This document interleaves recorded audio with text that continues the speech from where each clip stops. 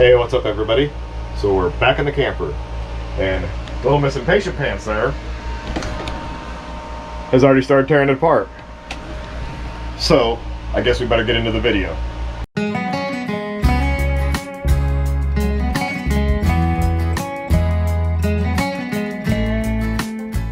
Alright guys, so as you can see here, Amy has already started taking stuff out. She took out the mounts for the tables, and all that stuff's right here. And then we're going to tear into this, but honestly, it is hot, guys. Like, I think it's already, what, 90 some degrees outside, and we're inside this camper. So a lot of this is probably just going to be us working and music, because we need to turn that AC back on, because it's just going to get way too hot in here. So we'll just, in our music, because you know, YouTube, and check out that hat. Isn't that a cool hat? Anyway, it's hot.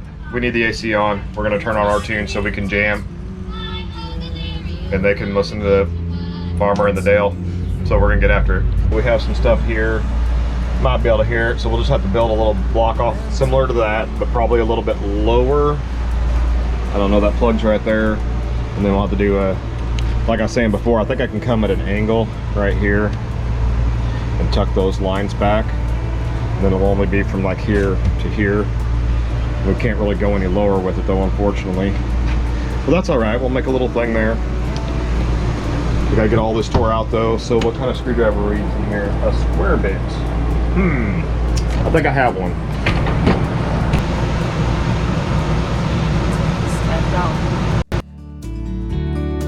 To see the truth around you, from a distance you can tell.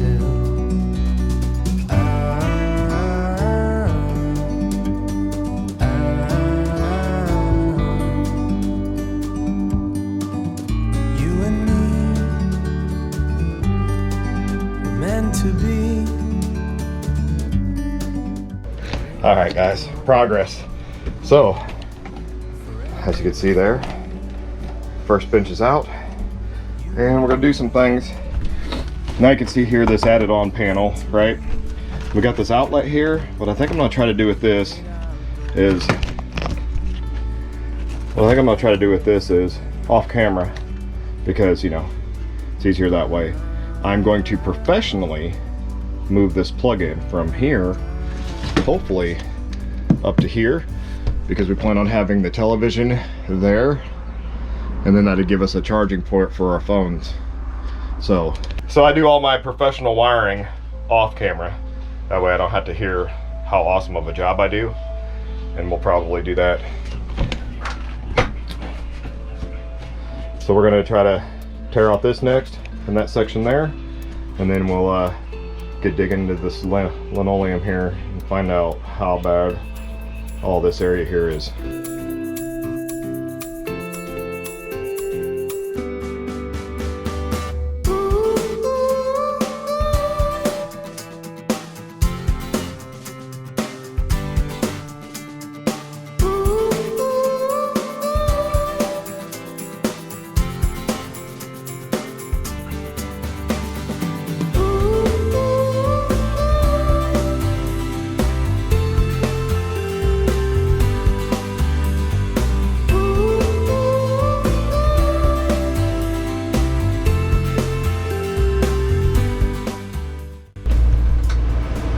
Alright guys, so if you can see here, especially right here, look how soft that is.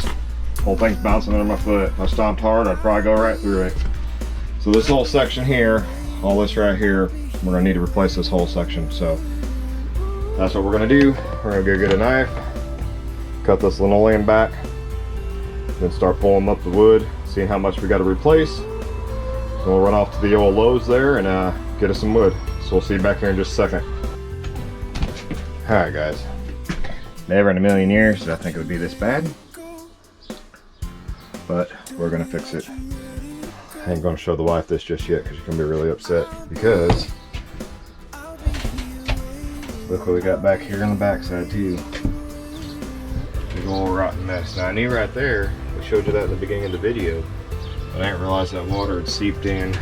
I didn't realize that water had seeped in all the way through all that all the way through here. So it's going to keep the linoleum in the bathroom, but hey, guess what? That's not happening either. So, I got my work cut out for me now. This is a whole lot of mess. It's nothing I can't handle though. So, we'll get this knocked out.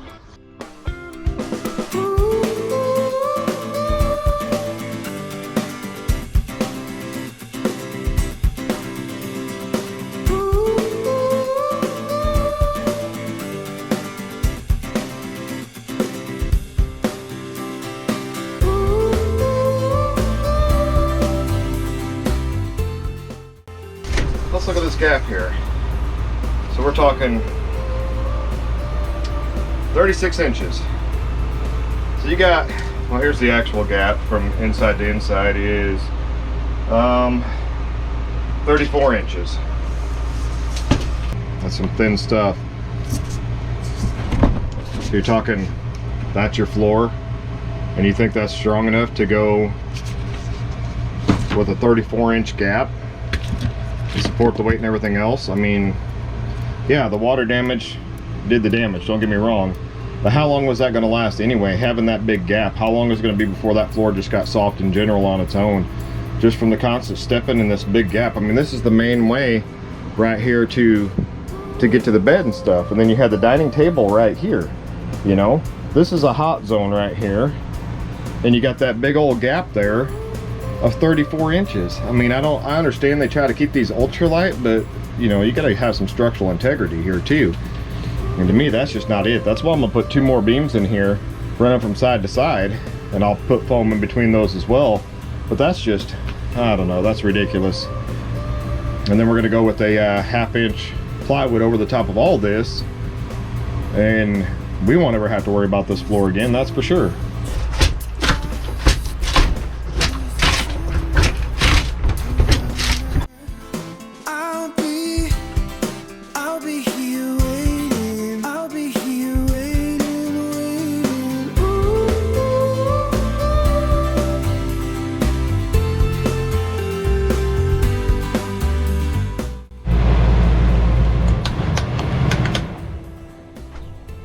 Sacrifices I make for YouTube. Alright, boys and girls, so we're back at the end of day 1 of this camper renovation. I think is what we're going to call this thing. You guys can see, look at that all cut back there. We still have to cut it back to the wall.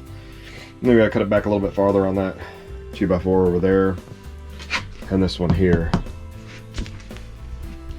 Then we're going to sister in the green treat here, here, here, and then on the end as well, and then on both ends. Tie all those in together, because right here is the frame. The metal frame runs this way, so we're going to run our boards. We're going to run our boards this way, so they got that frame to sit on as well. And it'll give it that much more support. Like I said, I can't believe that Jayco would put a 34-inch gap in here. You know, that's crazy. 34-inch gap. No support other than just, I mean, you can see it right there. Look how thin that is. That's your whole floor right there. And they had a 36-inch or 34-inch gap, sorry. And that's what you have for flooring in here. Because when they say ultra light, they mean ultra light. They don't mean ultra quality. They mean ultra light. This thing wouldn't have lasted anyway, so that's fine. We're going to take it all the way back to this seam right here, and we're going to replace all this for now. I don't want to have to take the kitchen cabinet out, but I don't guarantee that we don't rip this whole thing out and replace the floor through there as well, because halfway underneath the cabinet you can see we got water damage again.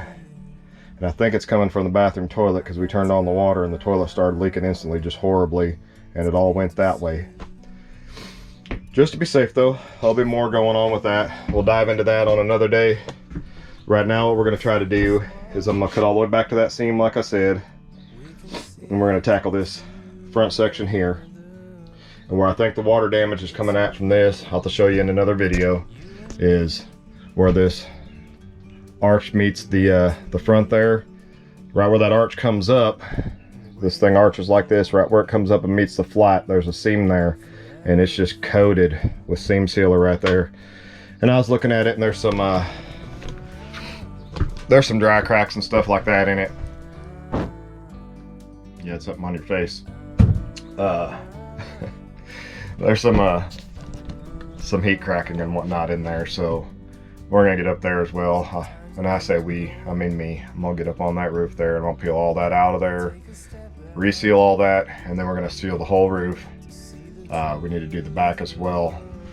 But again, I think the issue with this back here is an internal issue, not an external issue. We'll double check that though. We're gonna give this thing a few days to dry out.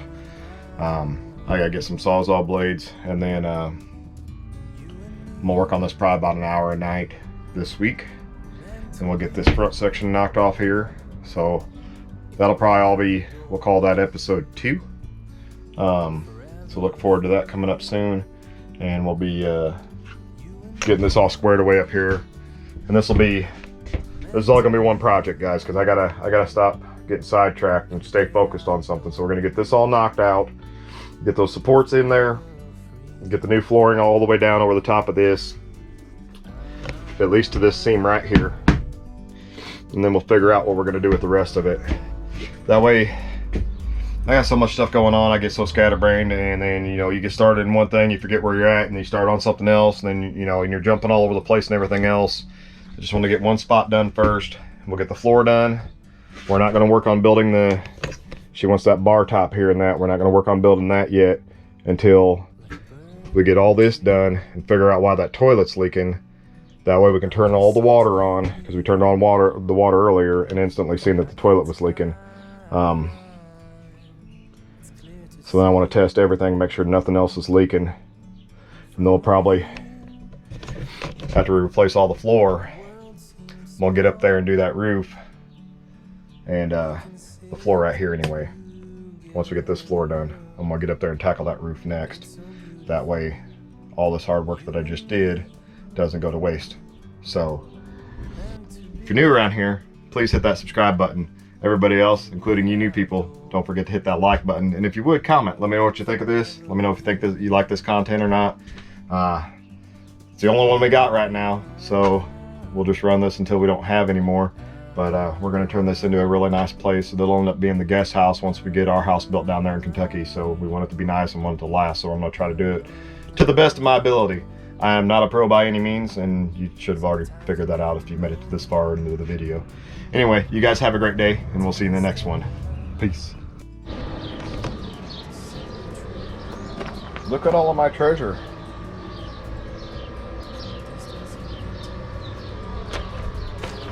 Pretty sweet, right? Wonder if we can make a thumbnail out of that.